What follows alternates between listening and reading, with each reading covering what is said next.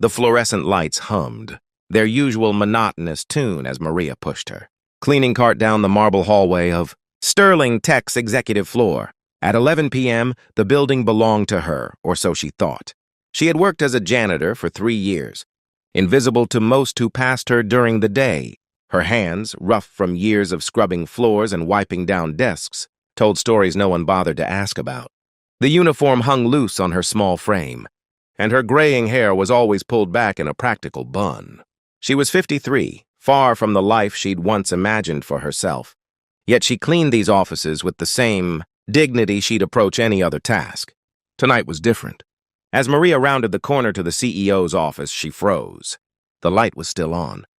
Through the glass walls, she could see him, Alexander Sterling himself, hunched over his desk, tie loosened, looking more human than the photographs in the lobby ever showed. She began to back away quietly, but the squeak of her cartwheel betrayed her. "Wait," his voice carried through the silence. Not harsh, just tired. "Come in, please." Maria's heart hammered. In 3 years, she'd never spoken directly to him. She'd heard the stories: ruthless businessman, self-made billionaire, the man who built a tech empire from his college dorm room. At 38, he was worth more than she could fathom. Yet here he sat at midnight, looking somehow lost. "I'm sorry, Mr. Sterling, I didn't mean to disturb you. I can come back." "No, it's fine." He rubbed his eyes, and Maria noticed the chess, set on his desk, an exquisite wooden board with hand-carved pieces. One side was arranged in a complex position. The other side was empty, waiting. "Do you play?" The question caught her completely off guard. "Chess? Yes, actually, I do." Something shifted in his expression. "Really? Would you—" He paused, as if the request itself was absurd. "Would you play a game with me?" Maria glanced at her cart, her bucket of cleaning supplies, her uniform that marked her place in his world. "Mr. Sterling, I should really finish— Please." The vulnerability in that single word stopped her. "I've been staring at this board for 2 hours. My mind won't stop racing, and I need to think about something else." "Anything else?" She studied his face, saw the exhaustion that ran deeper than one sleepless night. Slowly she nodded and sat down across from him, feeling the expensive leather chair embrace her in a way nothing in her apartment ever had. "I should warn you," Alexander said, setting up the pieces. "I was state champion in high school." Maria's lips curved slightly. "And I should warn you, I learned from my father. He was a grandmaster in Argentina before we came here." His eyebrows shot up. For the next hour, the CEO and the janitor played chess. But it wasn't just chess. It was a conversation in moves, in strategy, in the silent language of the board. Alexander played aggressively, brilliantly, but Maria matched him move for move. Her fingers, so used to holding mops and rags, handled the elegant pieces with surprising grace. "You're incredible," Alexander said after she executed a devastating knight fork. "Where did you learn to play like this?" "My father taught me when I was 6. In Buenos Aires, we didn't have much, but we had chess. Every evening in the plaza, old men would gather with their boards. Papa said chess was the great equalizer. It didn't matter if you were rich or poor. On those 64 squares, only your mind mattered." "Why?" Alexander hesitated, then asked the question that had been building. "Why are you working as a janitor?" "With a mind like this—" Maria's expression clouded.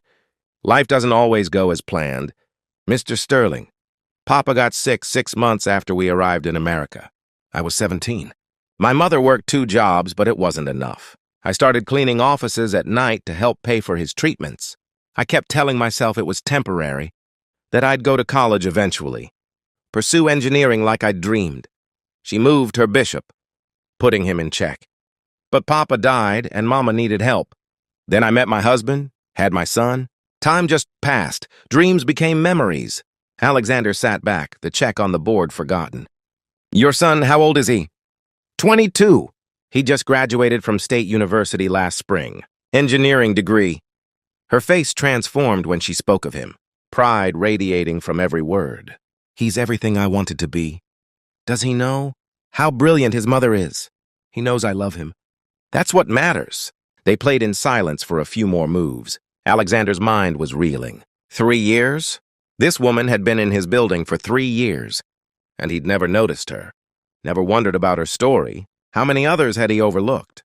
Checkmate, Maria said softly, almost apologetically. Alexander stared at the board. She was right. In their intense game, he'd been so focused on his attack that he'd missed her quiet defensive build-up. It was elegant, beautiful, a reflection of the woman herself. That was... He shook his head in wonder. That was the best game I've played in years. Thank you for the opportunity. Mr. Sterling, I should get back to work now. She stood, smoothing her uniform. Wait, Maria, your name is Maria, right? She nodded, surprised he knew. What if I told you I didn't want you to go back to cleaning? Her expression became guarded. Mr. Sterling, I need this job. I have bills. No, I'm not firing you.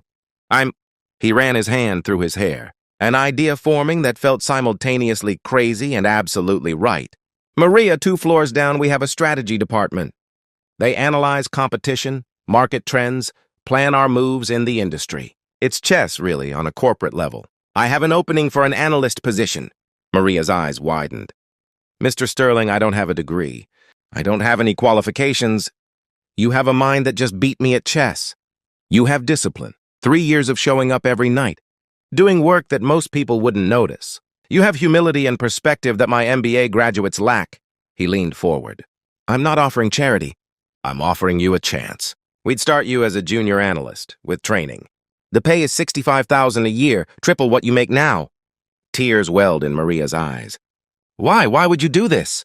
Alexander thought about his own story, the single mother who'd worked herself to exhaustion to put him through school, the teacher who'd believed in him when no one else did, the small acts of kindness that had changed his trajectory, because someone should have done it years ago. Because I've spent so long building this company that I forgot to see the people in it. Because you reminded me tonight that genius doesn't always come in the package we expect. I don't know what to say. Say you'll think about it. Come to my office tomorrow during business hours, and we'll talk details. Maria wiped her eyes, nodded, and walked back to her cleaning cart. But everything had changed. The next morning, word spread through Sterling Tech like wildfire. The CEO had offered a janitor a corporate position. Some whispered about favoritism, about PR stunts. Others watched, curious.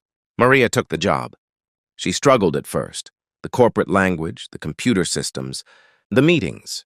But her analytical mind adapted quickly. Alexander made sure she had support, a mentor, resources.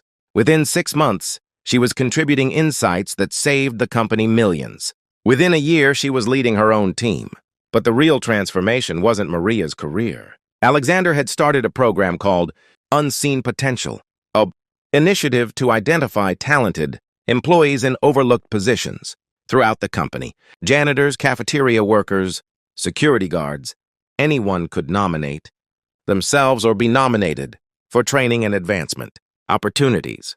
3 years later, Sterling Tech had promoted 47 people through the program. The story had made national news. Other companies started similar initiatives. The ripple effect of one chess game, one moment of genuine human connection, had changed hundreds of lives. On the anniversary of that first game, Alexander and Maria sat in his office again, the same chess set between them. She was now director of strategic innovation, and her son had joined the company as a junior engineer. You know what I learned that night? Alexander asked as they set up the pieces. What's that? That we're all so focused on racing forward we forget to look around. We miss the extraordinary people living ordinary lives right beside us. You didn't need me to rescue you, Maria. You just needed someone to see you. Maria smiled, moving her first pawn.